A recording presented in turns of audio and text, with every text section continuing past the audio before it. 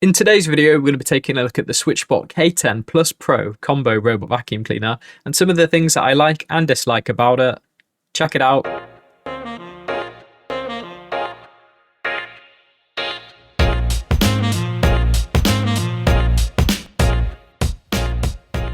What's going on, guys? I hope you're all doing well.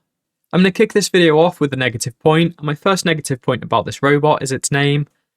For me personally, I really don't like the whole naming convention that SwitchBot have used here. The robot's called the SwitchBot K10 Pro Combo, which is actually really hard to say in an intro title. And there's also the K10 Plus, the K10 Plus Pro, K10 Plus Pro Combo, and maybe there was originally a K10, but there's just lots of robots in that range, and I think it's quite hard to actually figure out which one is which, and it's just really hard to say. The whole naming convention isn't terrible, and I mean, it could be worse. They could do what Sonoff have done and release a product called the Mini D, or they could bring out their own security camera, which on paper looks like the word scam, which probably definitely isn't what you want for a security camera. The first thing that you'll notice about this robot is its size. This thing really is tiny, and it actually looks like it's a toy robot vacuum, and it's probably the smallest robot vacuum that I've actually ever tested out. The robot size is its superpower because it can just get into places or under places where much larger robot vacuums would never be able to get. But this is also its super weakness because it can get into those places and under those places, so it's got more chance of actually getting stuck. With the robot's small form factor, it can easily get around tables and chairs and just clean underneath these things without any issues.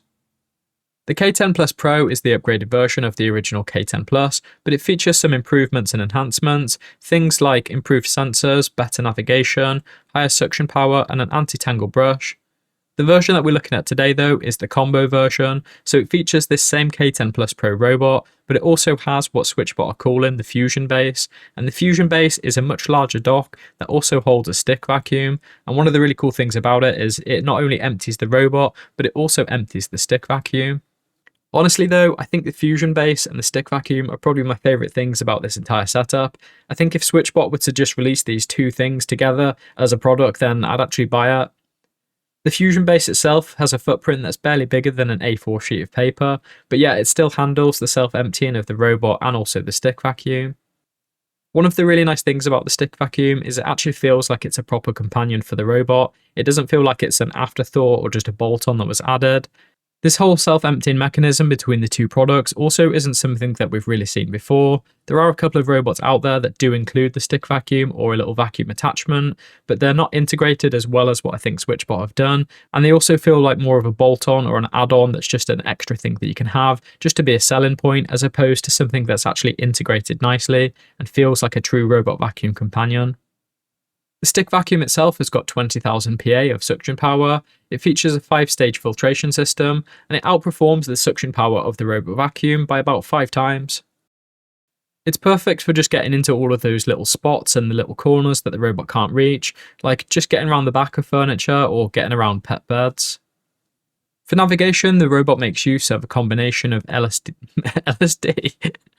It doesn't have LSD. For its navigation, the robot's making use of a combination of LDS sensors and PSD sensors to help it navigate around. After a few runs around your home, the robot will be able to successfully navigate around, and it doesn't really have any issues with actually moving around and getting from place to place. But let's be real here, this is a robot vacuum, so robot vacuums can and will get stuck in places, and this robot is by no means a genius. It doesn't have any super high spec sensors to avoid things that are on the floor, so if you've got any cables trailing, socks, towels, anything like that, then this robot is more than happy to just munch them up. But the actual pickup on this robot, considering its size, the pickup has been really good. In a house full of girls and dogs, the hair pickup and just collecting all the bits has been really good. The anti-tangle brush works really well and successfully hasn't yet got blocked by all of this hair, but anything small, things like Lego bricks and mainly Legos really, I don't know why there's so much Lego around my house, but Legos will actually just block this totally, so if there's a piece of Lego on the floor and this gets taken by the brush, it will stop the brush spinning and it will just cry about it. Having the little Lego bricks actually stop the robot, I think, is definitely down to its size, because on larger robot vacuums like the robot's bigger brother, the S10, this thing will eat Lego bricks all day long and it doesn't have any problems with them, so I'm guessing it's due to the size and the structure of the anti-tangle brush on this little robot. In general day-to-day though, where you've got a clear house and a clear floor, the navigation on the robot does work well, and making use of the SwitchBot app, you've got all the same features that you'd expect with a mid-range robot. So you've got drawing virtual boundaries, setting up schedules, viewing cleaning logs, managing the robot's consumables, and a whole bunch of other things that you'd expect with a mid-range robot. As we're now approaching the summer, my little husky started shedding her winter coat, and if you've never seen this before, there's a lot of fur, like a lot. But as she sheds, this is a daily thing and it's just everywhere. Usually in the morning, it'll be all around her bed and just on the floor. And then as she runs in and out the house, so there's just fluff everywhere. And the combo has come in really nicely here because the robot's gone around and stayed on top of most of it, but anywhere that the robot can't get to, so down the side of the bed, inside the bed, or around the back, and just having these two products that work really nicely together has really helped with staying on top of all of that fur management. The combo unit actually isn't marketed anywhere as being a pet-specific device or being good for pet owners, but I think it should be. Having the internal filters helps with all the allergens and all of that stuff, and the pickup on the stick vacuum and also the robot itself are really good for staying on top of and managing pet hair and human hair and just dirt in general and Legos and pine needles and all the other stuff that gets walked around my house. If you do have pets and you are thinking about picking up the combo, then I would also just like to point out that there's no advanced sensors or anything like that for poop detection. So if you do have pets that poop in the house, then this one's probably not for you. And you should probably work on pooping outside. Not you, like the pets. The pets should poop outside. I mean, you can if you want to, but that's weird. When I initially opened up the combo box, I actually felt a little bit disappointed with what was inside. I felt like the stick vacuum felt a bit tacky and cheap. It was just this big white plastic thing. But when I actually turned it on and started using it, that's when my whole opinion and thoughts changed. When you start using it, you can actually feel the power that this little stick vacuum has. And the fact that it is just a small stick vacuum and it's got a lot of power, it just felt really good to actually use. And then when you dock it and it self-empties, for me, that was just the game-changing feature. Having the stick vacuum empty was just way cooler than the robot vacuum self-emptying. With the stick vacuum, you do also get a couple of accessories. You've got the extension arm, which has got the main floor head on, and this can also be swapped out to 3 swappable smaller heads. And the 3 smaller heads come with a little kind of plastic plate that they all just sit on. But the only problem with this is there's nowhere to really store it. I would have liked to have seen some kind of storage, maybe a little cupboard or, I don't know, something just on it to actually hide these away. But I guess if they did put it on it, then the whole footprint and everything would just be much bigger. With emptying the combo unit, you've got a couple of different options. You can either make use of the app where you can manually trigger it, so it will first empty the stick vacuum and then the robot, or you can set up a little schedule where after a certain amount of time, it will empty the robot and it will also empty the stick vacuum, or you can just have them empty whenever they're redocked. You've also got a physical button that you can press on the Fusion base, and if you press the button, it will first empty the stick vacuum, then empty the robot vacuum. And you can, of course, just manually empty it yourself, so you can take the rubbish bin out of the robot, and you can also just eject the little cartridge on the stick vacuum and just empty those into the bin and then put them back in. Both the robot vacuum and the stick vacuum all have consumable parts, so after a certain amount of time, you will need to swap out the filters, change the brushes, and just do all of that usual maintenance stuff. Inside of the Fusion base, there's also a 4-litre bag, so you can swap this out after a certain amount of time, or depending on how much rubbish it's picking up, it's going to determine how often you need to clean this out. But these are just swappable things, and you can either buy them from Amazon, SwitchBot, or a whole range of different places. I really like the Fusion base, and I really like the fact that they've included that little eject button, but I would have liked to have seen some of the robot control buttons on there, but I guess you can just bend over and press the robot's button, so it would have just saved them a bit of time, money, and yeah, I guess that's probably why they did that. I originally planned on having this little robot in my workshop just as the workshop vacuum, so the robot could go around and clean the floor in the workshop, and then I'd have the stick vacuum to just help stay on top of things and get into those spots that the robot couldn't reach. But for whatever reason, when this robot was out in the workshop, it would just always fail to dock unless it had something underneath the dock so that it was making the floor flat.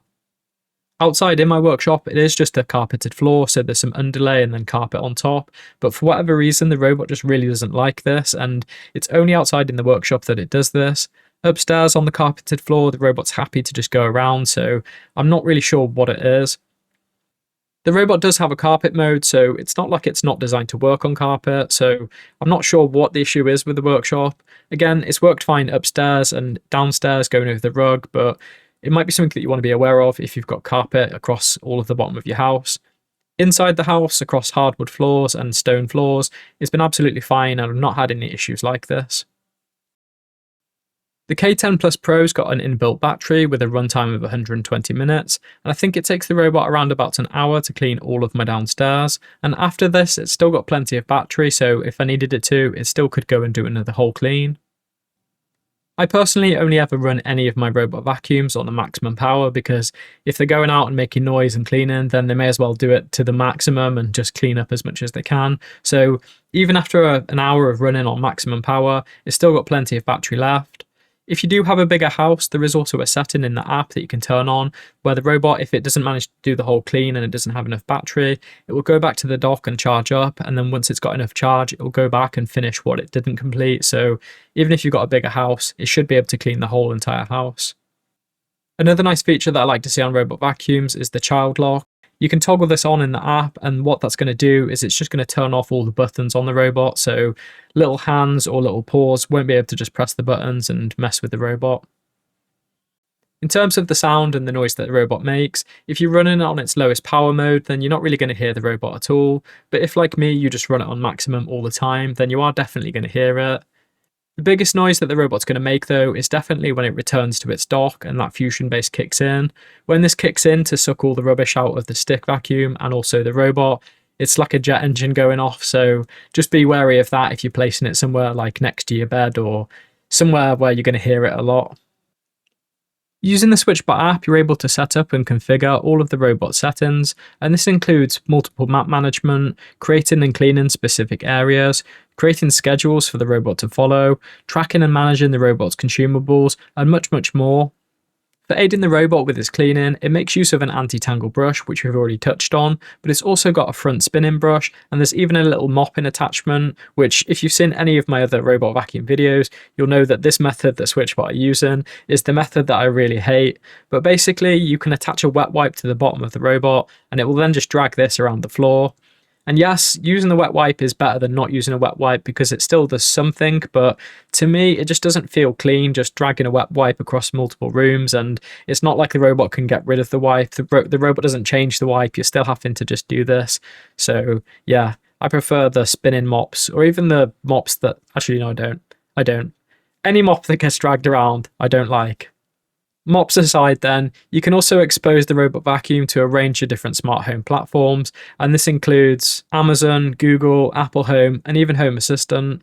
If you're using Amazon or Google, you can expose the robot to those platforms, and then you can make use of your voice to modify and control some of the robot settings. You can get it to start and stop, and using the apps, you can actually go in and you can also activate some of the specific robot settings. Using Home Assistant, we've actually got a few different methods that we can use to integrate the robot.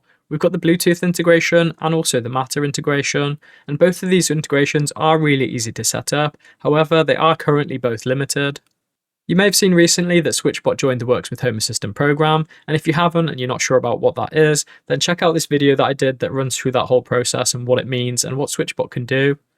At the time of recording this video, currently the only robot vacuum in that program is SwitchBot's K20 Plus, so the K10 Plus Pro Combo isn't in that list, and as such it doesn't have all of the supported features.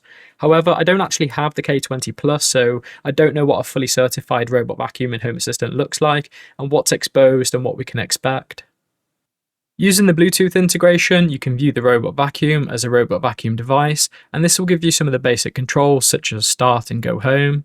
It also shows you the robot's current state, so you can see if it's currently cleaning, if it has an error, if it's paused, docked, or even if it's returning to the dock. You also get a sensor for its battery, and there's optionally a sensor that you can turn on to view its Bluetooth signal. If you make use of all of these different bits within the Bluetooth integration, you can set up some nice and simple robot vacuum automations, so you can have the robot automate if everyone leaves the home, you can have it return if you're coming home, and do a few other things. Because you've only got those primary controls of start and stop, you can't adjust any of the other robot settings, and you can't tell it to go and clean a specific area. Another thing that's missing from the Bluetooth integration that I would like to see, potentially in a future update, or maybe if the device becomes certified, is being able to adjust the suction power of the robot, being able to set those modes, and I'd also like to be able to see the information about the fusion base, so things like being able to actually trigger the fusion base to make it auto empty, being able to see the battery level of the stick vacuum, and also being able to just see sensors for all of those different consumables. If we could have all of that in the Bluetooth integration, that would be really nice. If we take a look at the Matter integration then, we see a similar thing. However, using the Matter integration, you can actually adjust the cleaning mode, and you've also got a direct sensor for the operational state. But you'll notice here that we do have some missing things. In the Bluetooth integration, we've got the battery level, but this doesn't appear in the Matter integration. Just like with the Bluetooth integration, the Matter integration doesn't show off any additional controls, and we can't view or see anything about the fusion base or the stick vacuum. So if SwitchBot, if you do watch this and you can make that happen, I want to be able to control the fusion base, and I want to be able to see stuff about the stick vacuum, and send the robot to specific areas, and view all the consumables, and probably some other stuff that I've mentioned, but yeah, make it happen. There are also a couple of other methods that you can use to integrate the device into Home Assistant. You could make use of a third-party integration, or you could make use of something like the SwitchBot Hub, where you could expose it to the cloud and then use the cloud integration to bring it in, or you could expose it through Matter using the hub and then again bring it in through Matter. But if you do either of these options, all you're going to get is just a little switch, and that switch can only be used to turn the robot on and off. It's not actually clear if a device would gain any of those additional sensors or controls if it does join the Works with Home Assistant program, and I have reached out to SwitchBot, and if they reply and give me some information, I'll leave it in the description below. I'm hoping that they can make this happen and add those additional sensors. If we've got things like the battery level in Bluetooth but not in Matter, then I'm assuming it's just a case of they haven't yet been implemented or added or brought across, and the same with the controls and stuff that's in Matter, that should also be available to Bluetooth. If we put the smart home to one side then, I have actually been really impressed with the cleaning functionality of this little robot. I think SwitchBot have done a great job with inclusion of the stick vacuum, and they have done it in a way that it actually works and it is a true companion. It isn't just that little bolt-on and something that you're probably not going to be used, it's more than likely something that you are going to use. This is by no means the smartest robot, and there is still some functionality that I would like to see, but if you are after a small robot that fits nicely into a small space and gives you that additional stick vacuum, then this robot is definitely a good contender. But there we go guys, that's been a quick look at the K10 Plus Pro Combo and some of the things that I like and don't like about it. If you've been thinking about getting this robot, or maybe you've already got it, then let me know what your thoughts and opinions are about it, all in the comments below. And while you're down there, if you did enjoy the video, don't forget to drop me a like, and if you aren't already, hit that subscribe button and ding dong the notification bell. You'll then be alerted to any future video that I do.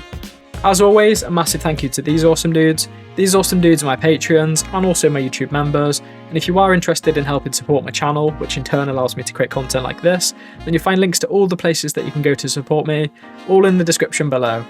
Thank you for watching, and I'll catch you in the next one. Cheers.